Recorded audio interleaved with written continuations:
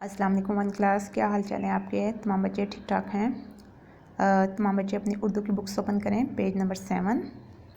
जी, आज हम सबक नंबर 2 पढ़ेंगे।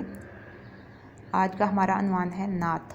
आज हम नात की रीडिंग करेंगे और रीडिंग करने के साथ साथ हम नात की इमला भी लिखेंगे।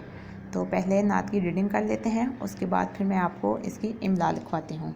जी, तमाम बच्चे मेरे साथ साथ रीड करें।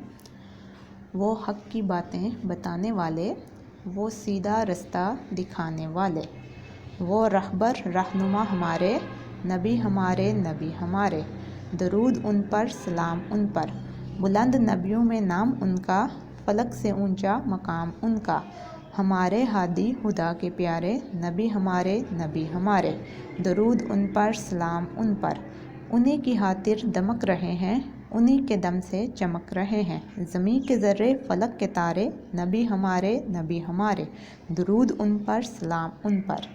जी, ये हमारी नात की रीडिंग होगी। इसको आपने अच्छे तरीके से याद करना है और ये आपको बुक के ऊपर से देखकर रवानी के साथ पढ़नी आनी चाहिए।